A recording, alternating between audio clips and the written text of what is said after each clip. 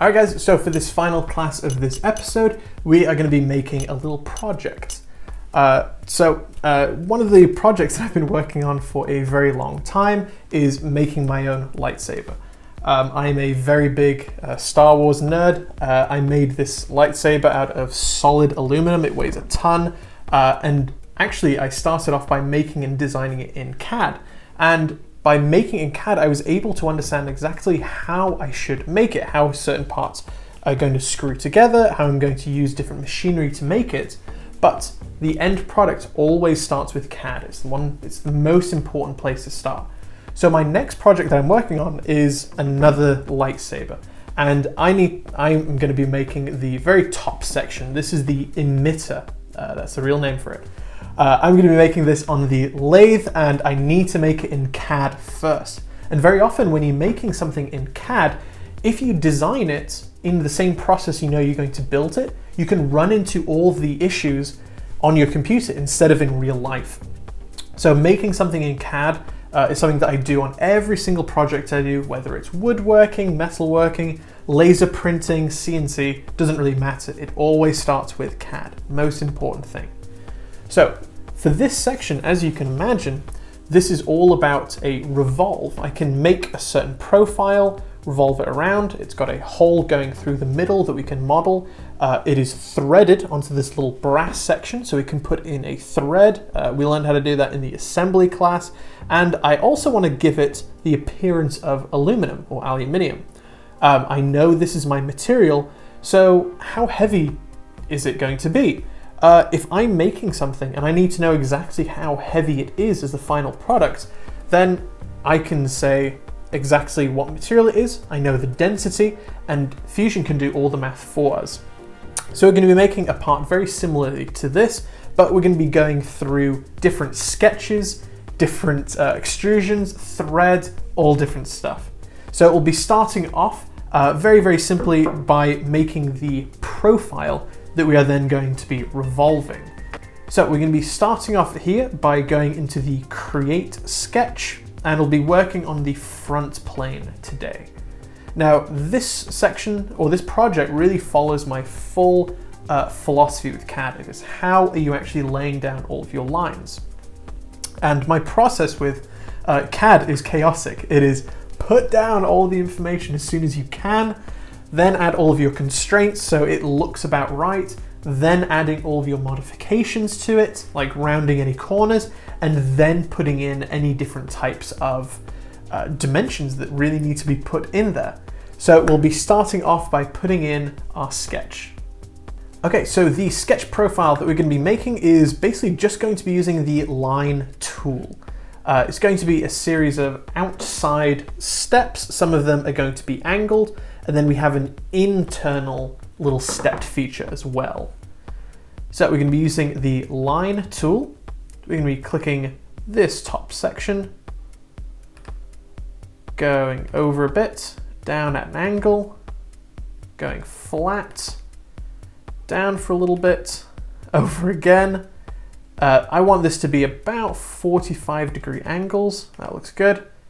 Down a bit, flat, and then down. And let's finish it off at that shape. Now I know that because this the very center is a light blue, it is totally enclosed and totally locked off. There's no gaps in any of our lines. And then I also want to make this kind of stair-step effect as well. So I'm going to be starting off just by making a little stair, and I know this has to have 5 flat horizontal lines. So I can go 1, 2, 3, 4, and 5. And hit escape so I don't have any more lines to make. This is all I really need. Anytime that I'm working on making something like this, first thing I want to do is actually dimension the bounds. How large is it going to be? And because I know that I'm going to be making this on a metal lathe, it's usually a lot easier to work in inches. So even though this is going to be a 3D printed part, as a reference, my final product is going to be made on a tool that uses inches over millimeters. So me personally, I'm going to go into Document Settings, Units, clicking Change Active Units, and we're going to go into Inches and hit OK. So now everything that I make in here is going to be inches, but then when we pull it into Cura, we're going to be basically scaling it up as if it was millimeters the whole time. So I'm going to click D on my keyboard, and I'm going to say I want this section to be 1.04, which scales us down, and then I want the axial length to be 1.22. Looking good. So having this kind of bounding box really helps me out. It's always the very basic parameters, basically. It is the very large information, and then as I get smaller and smaller and smaller into small detail, then my part becomes a little bit more accurate. If I focus on just the small details in the beginning, it tends to kind of mess me up later down the line. So we'll be popping on the stair-stepped features first and foremost. I want to be clicking all of these lines, applying a dimension, but because I know this whole thing is going to be covered in dimensions, I'm going to make it as organized and neat as possible. So I'm going to be clicking this line here, pulling it up. I want this to be 0.4 millimeters, or 0.4 inches, excuse me. The next one is going to be 0.185. Then the one after that is 0.32.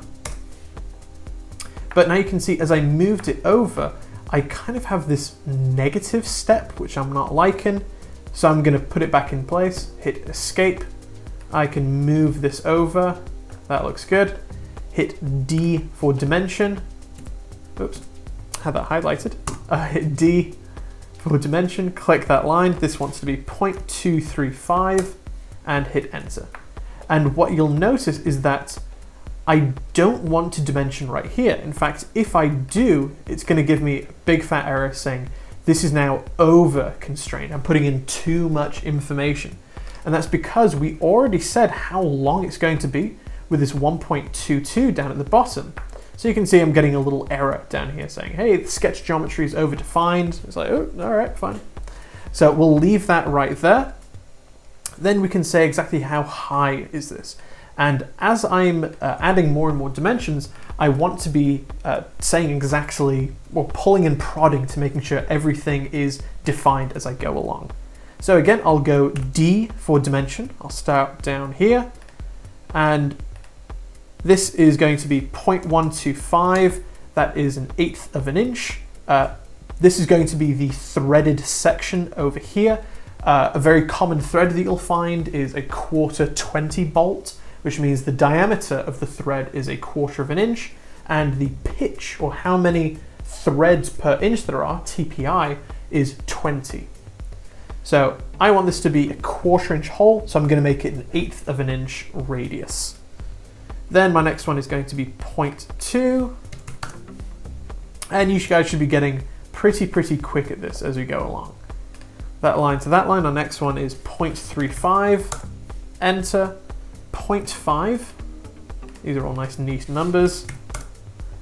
And then the last one is 0.74, enter. All right, fantastic. Then we can work on our top section. Again, we're going to be working on our horizontal dimensions. So this up top here, I want this to be 0.02. And I can actually click and drag this dimension and move it off to the side. Then I want to say this angled part, well, from this bottom point to that top point, I want this to be 0.08. But because we have an angled section right here, what I could have accidentally done, if I delete that, is instead of going directly up, is actually going off to the side, or even the height of it. I don't want any of these. I only want the axial dimension, 0.08. Great. Then this flat right here, this wants to be 0.2. And again, I've got a little bit of a crossover section right here. That's not what I'm looking for. So you can click and drag this to make it however which way you want it to be. Again, going back to D for dimension, this long bar wants to be 0.55. This section right here, this is going to be a little funky. I want it to be exactly 45-degree angle. This is kind of like a chamfer. So I'm going to click this line and that line.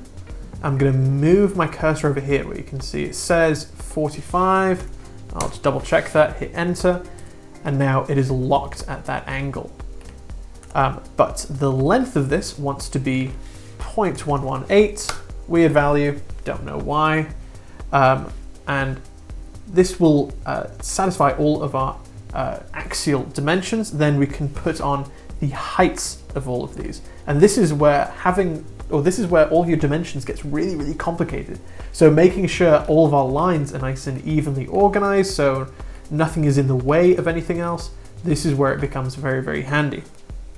So we'll go hit D on our dimension, and I want to say the distance from there to our axle, this wants to be 0.57, and we can hit enter. Again, ooh, a little bit of crossover, don't want that, pull it up. Then I want this line to be 0.75. And what you'll notice that I'm doing is every single time I have a higher and higher dimension, I'm moving it over further. Having this crossover right here, this little cross right here, this is something you want to avoid in CAD modeling. And then finally, this top section here, this wants to be 0.81. Great. And now that I've done this, my profile that I actually want to keep right here, this is all defined. Everything, all of my lines are black, and I'm all happy. Then we can go finish sketch to say, yep, I'm all done with that. And we can then put in a revolve. Revolve right down here.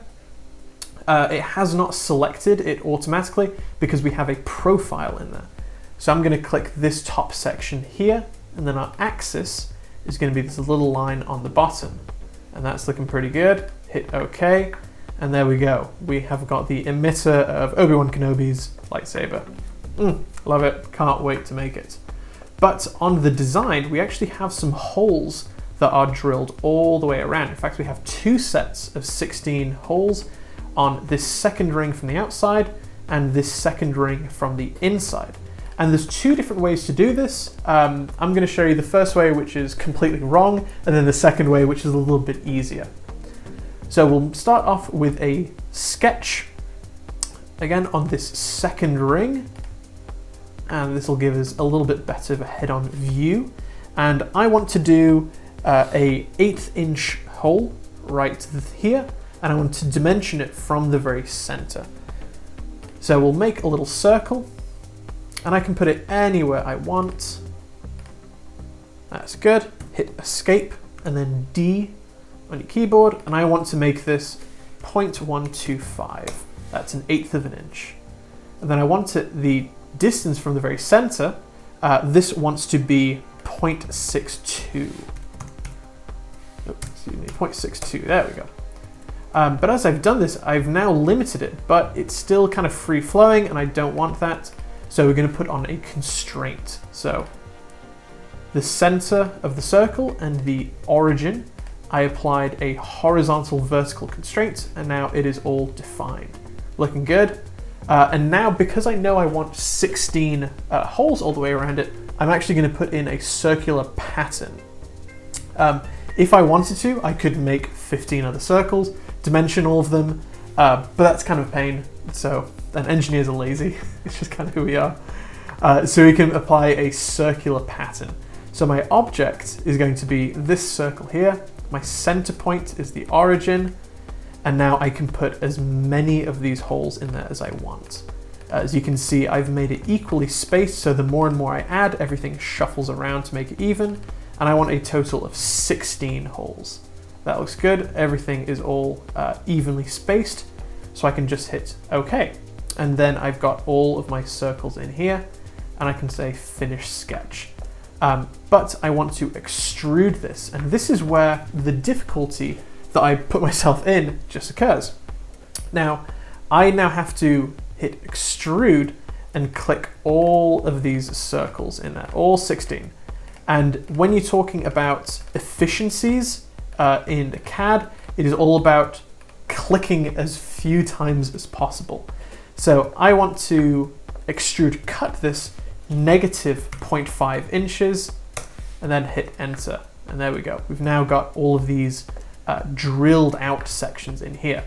But a much better method to do would actually to only make one extruded hole and then revolve it around 16 times. So instead of doing a 2D circular pattern, we're going to do a 3D.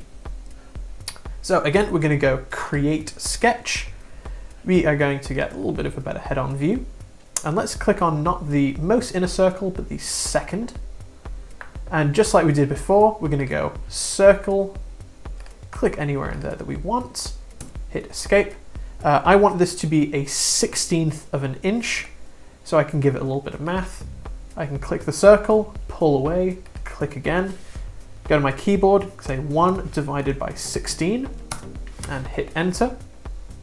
The distance from the center of this circle to the origin wants to be 0.275, hit enter, and then again I want to apply a horizontal vertical constraint. There we go, looking good.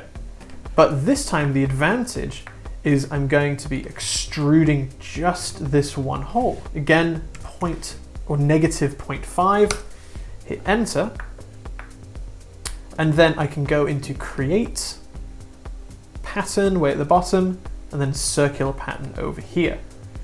And now this is saying, oh, well, what do you want to revolve? And I can say, oh, I don't want a face, I don't want a body, I actually want the feature. Now the feature is the extrusion. All of our features are shown up on our timeline at the bottom left-hand corner. So I want features.